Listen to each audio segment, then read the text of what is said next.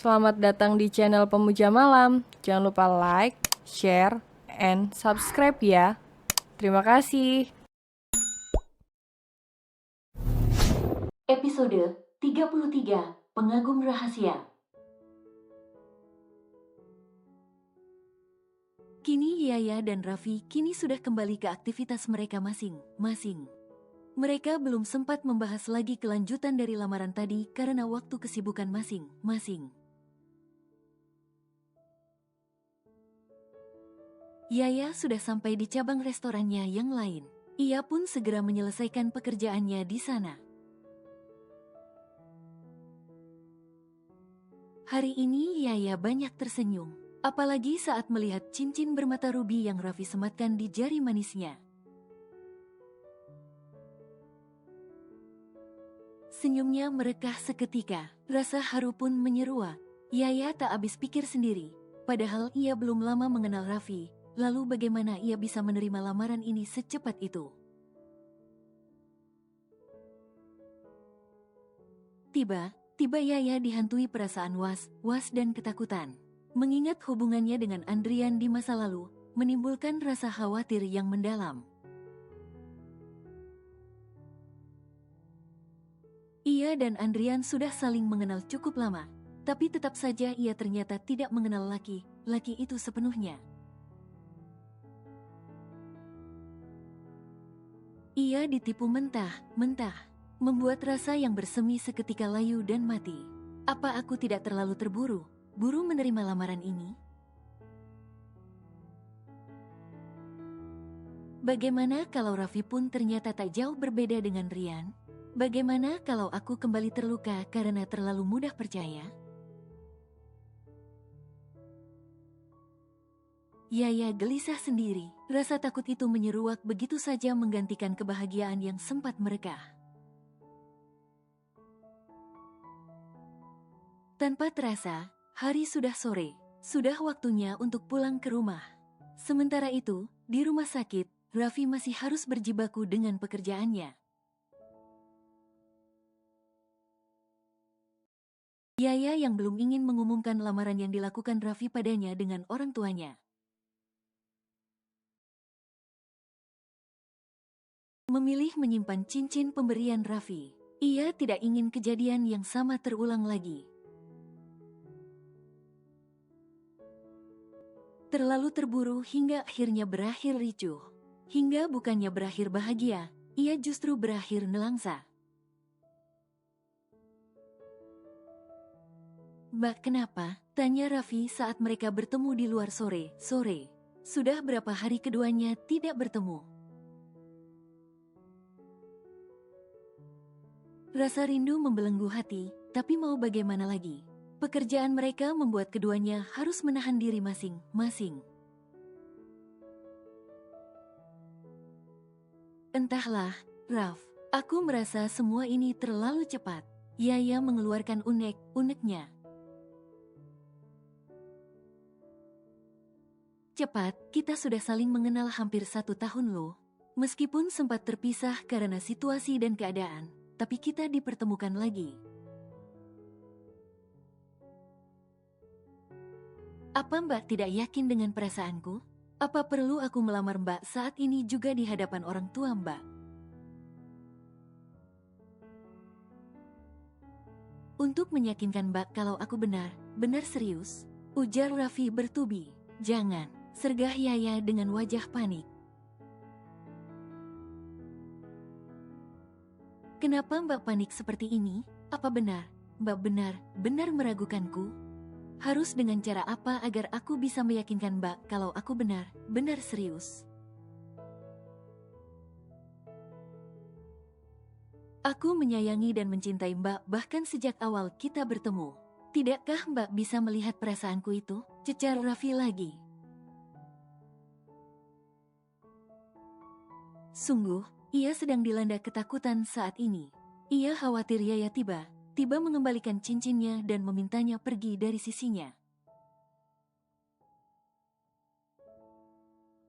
Jantung Raffi sampai kebit akibat berondongan rasa takut. "Maaf," satu kata itu membuat hati Raffi sakit sekali.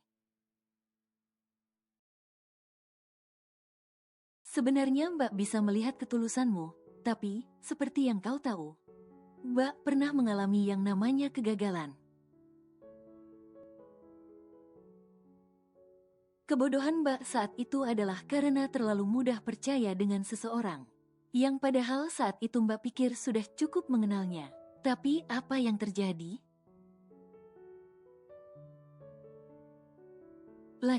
Laki itu ternyata memiliki hubungan dengan perempuan lain yang ia sebut sebagai sahabat. Bukan hanya itu, mereka ternyata memiliki seorang anak. Kau bisa bayangkan bagaimana hancurnya perasaan Mbak saat itu? Benar hancur, Raffi. Sakit sekali. Kalau Mbak tidak ingat kalau bunuh diri adalah dosa, mungkin Mbak sudah lama melakukannya. Mata Yaya berkaca-kaca. Setelah beberapa bulan berpisah, ia baru menyadari kalau ia mengalami trauma. Trauma pasca pengkhianatan yang Andrian lakukan. Semakin hari, rasa takut itu semakin menyeruak. Bahkan akhir ini ia kerap mengalami mimpi buruk, membuatnya takut untuk kembali memulai suatu hubungan. Bagaimana ia bisa memulai hubungan baru sementara hati dan pikirannya saja selalu diselimuti ketakutan? Raffi tertegun di tempatnya. Ia bisa melihat luka di netra Yaya. Ia semakin terkejut kala Yaya mengeluarkan cincin dari dalam tasnya.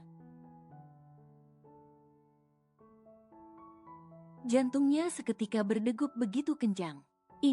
Maaf, aku terpaksa. Mbak, aku paham luka yang Mbak rasakan. Aku tidak akan memaksa Mbak untuk menerimaku saat ini. Ambil waktu sebanyak yang Mbak butuhkan. Sembuhkan diri Mbak terlebih dahulu. Aku akan sabar menunggumu. Sampai kapanpun itu, aku akan sabar menunggu. Yaya yang hendak mengembalikan cincin Raffi seketika menghentikan gerakannya. Air matanya meluncur begitu saja. Ia tidak menyangka Raffi bisa sebijak ini.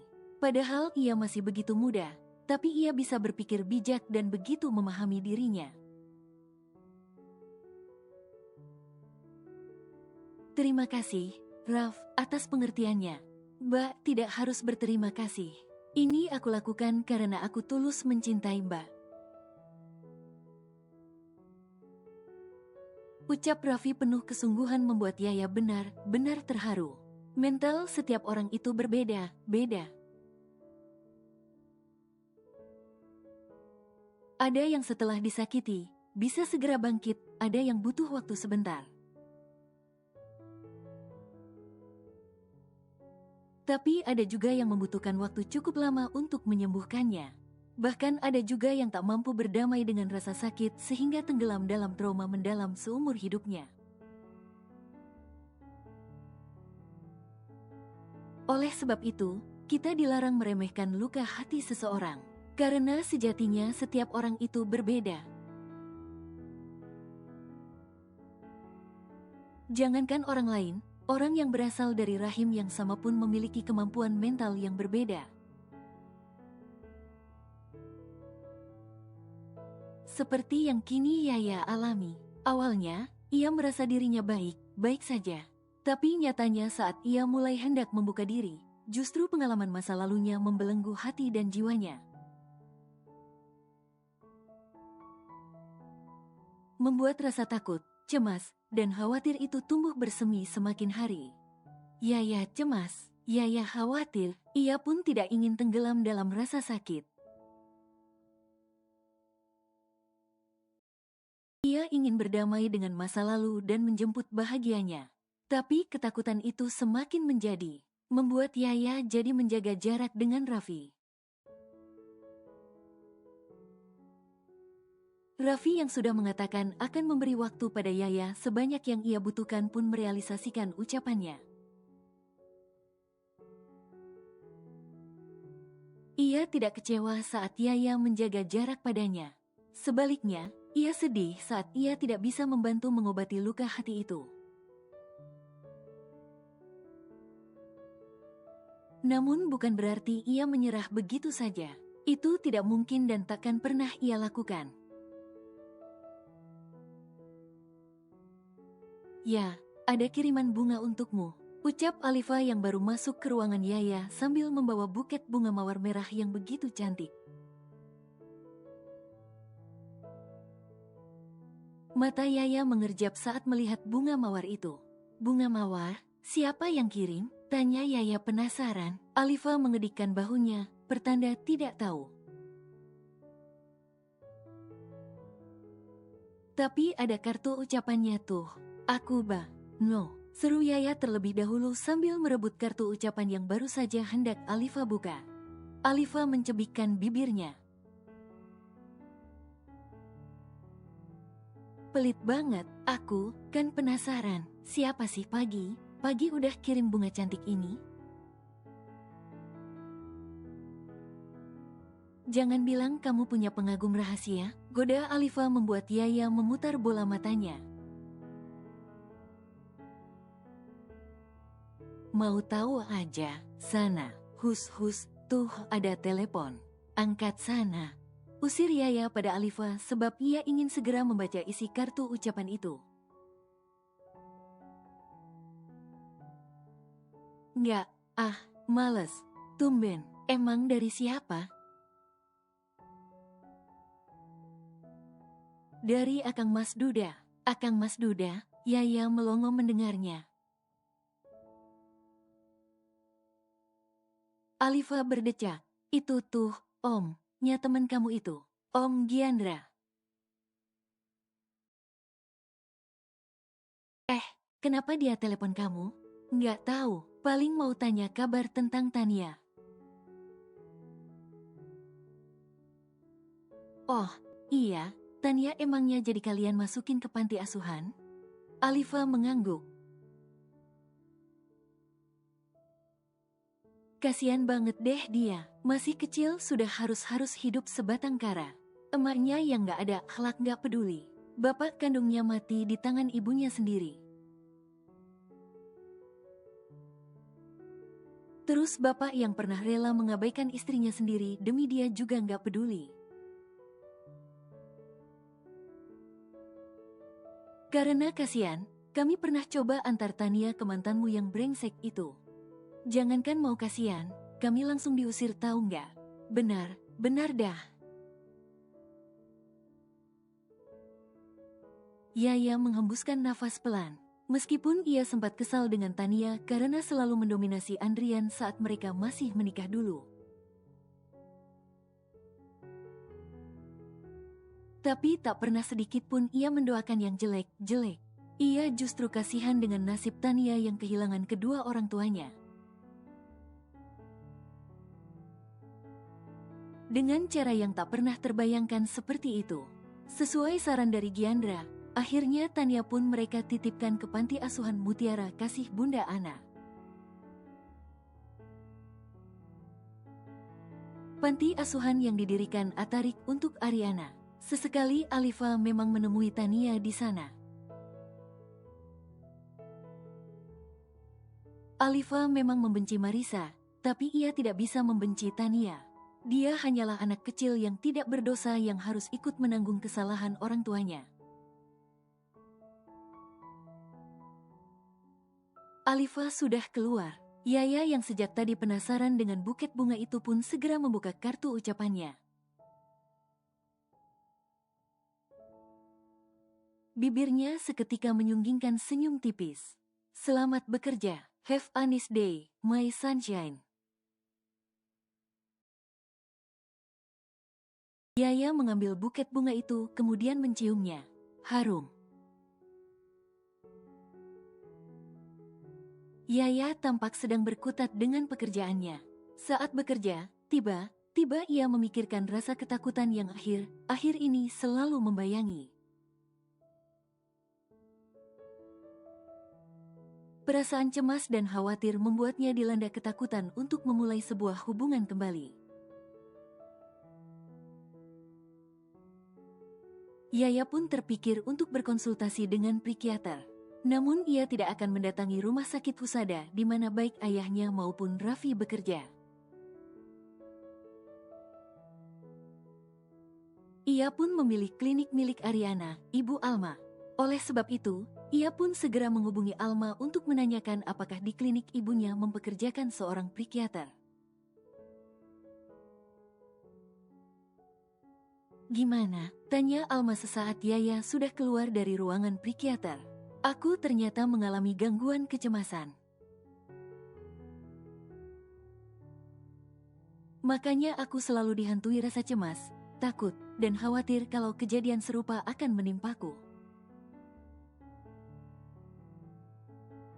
Ujar Yaya sambil mendesah-desah. Nggak apa-apa, itu wajar. Apa yang Mbak alami itu memang menyakitkan. Justru aku salut sama Mbak karena masih bisa bertahan dan berdiri tegar hingga saat ini. Kalau aku, belum tentu sanggup. Semoga Mbak bisa segera mengatasinya, ya. Alma berusaha menyikapi perkataan Yaya dengan bijak. Sejauh ini, memang anak Ariana dan Atarik tidak ada yang mengetahui peristiwa kelam ibunya di masa lalu. Sebisa mungkin mereka menutupi kejadian itu dari anak mereka untuk mencegah hal-hal yang tidak diinginkan. Terima kasih, ya. Oh ya, tolong rahasiakan ini dari Mama dan Papa, ya. Aku nggak mau mereka terbebani dengan apa yang aku alami.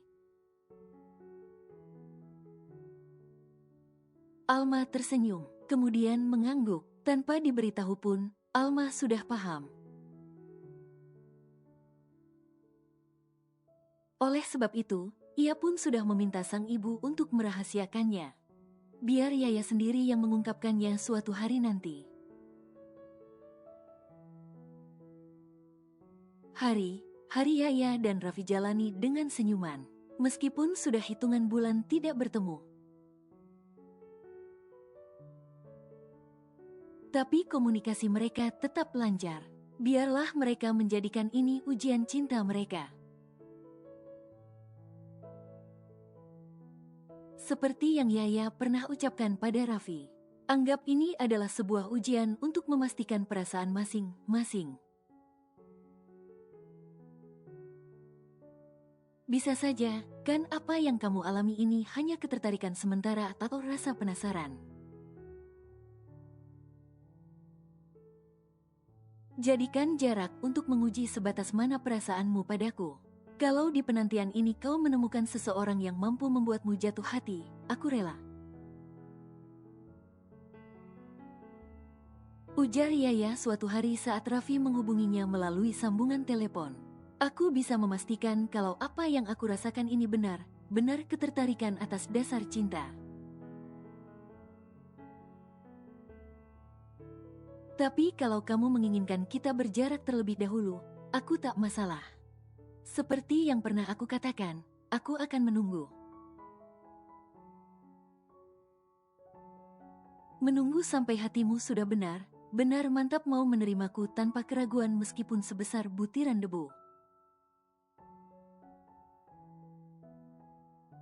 Yaya tak mampu menutupi rasa harunya. Sejujurnya ia pun sudah tertarik dengan Raffi.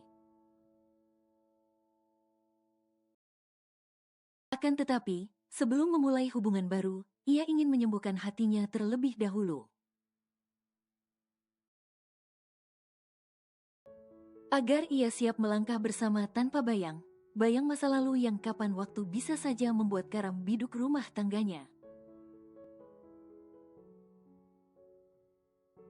Kamu, Yaya tersengih mendengar kata kamu yang Raffi ucapkan. Ya, kamu, masa harus Mbak terus sih? Entar aku dikira telepon kakak perempuan aku. Padahal kenyataannya soulmate aku. Yaya tersipu. CK, gombal. Raffi terkekeh mendengar decakan Yaya membuat perempuan cantik itu ikut tertawa. Beberapa bulan telah berlalu, usaha Yaya untuk sembuh dari gangguan kecemasan sudah mulai menampakkan hasilnya. Ia sudah tidak terlalu sering bermimpi buruk. Bahkan ia sudah bisa mulai menerima segala yang terjadi padanya sebagai sebuah takdir yang memang mesti ia jalani. Hari itu Yaya memilih tidak bekerja. Ia pun memilih menghabiskan hari dengan berada di rumah untuk menemani ibunya. "Mama mau buat apa?" tanya Yaya yang baru muncul di dapur. "Mau buat donut kentang." "Mau Yaya bantu?" "Boleh, tapi bantu makan aja." Dina terkekeh melihat Yaya cemberut.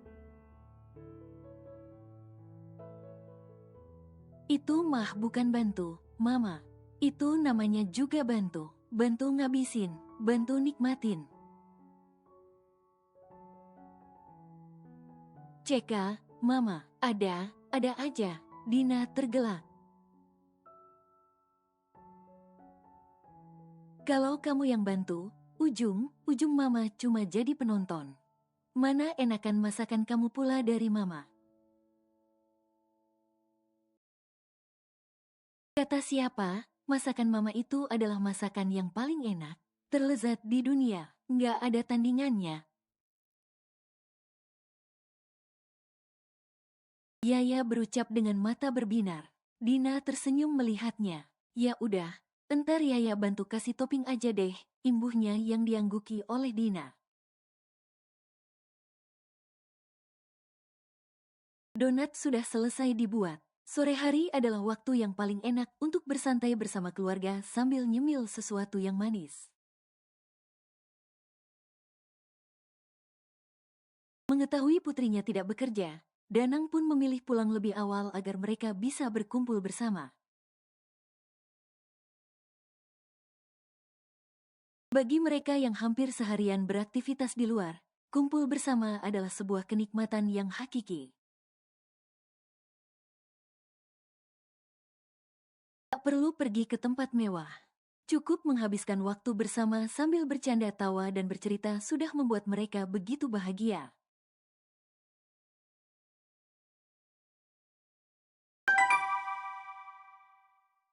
Sebuah pesan masuk ke ponsel Yaya. Melihat nama si pengirim sontak membuat Yaya tersenyum kecil.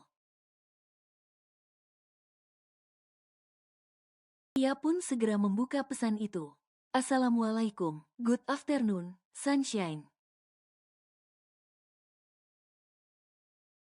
"Good afternoon juga, anak muda." Yaya terkekeh sendiri dengan panggilannya itu. "Anak muda? Ya, kenapa tidak papa muda saja? Kalau kamu papa muda, terus siapa yang jadi mama mudanya?" "Siapa lagi? Ya jelas yang sedang baca pesan inilah." Yaya kembali tersipu. Danang dan Dina yang sejak tadi memperhatikan Yaya seketika saling pandang. Mereka kemudian tersenyum kecil. "Sepertinya kita bakal dapat menantu lagi," bisik Dina. "Mama benar, Papa bahagia. Akhirnya Yaya bisa membuka hatinya lagi." "Tapi Pa, bagaimana kalau kejadian serupa terjadi lagi?" Dina khawatir. Sebagai seorang ibu ia pun memiliki ketakutannya sendiri. Pun Danang juga tak jauh berbeda. "Kita doakan saja bila itu benar calonnya Yaya, semoga dia adalah pria baik. Baik ya bisa menerima Yaya apa adanya. Koma, koma, koma, koma." Dina pun mengangguk membenarkan. Lalu mereka kembali memusatkan perhatian mereka pada Yaya yang tampak mesem sendiri. Danang dan Dina sampai mengernyit dahi. Padahal ini kali kedua Yaya dekat dengan seorang laki.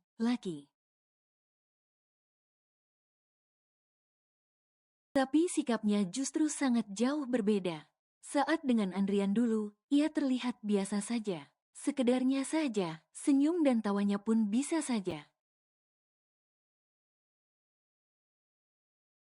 Tapi sekarang, terlihat jelas kalau ia sangat bahagia. Kamu lagi apa? Udah pulang? Tanya Yaya. Lagi mikirin calon istri, kapan lamarannya di ACC. Yaya yang hendak minum seketika tersedak. Ia sampai batuk karena pesan Raffi tersebut. Danang dan Dina yang melihatnya sontak kaget. Mereka pun segera berdiri dan menepuk pelan punggung Yaya agar berhenti batuk. Lagi chatan sama siapa sih sampai tersedak gitu? Tanya Dina penasaran.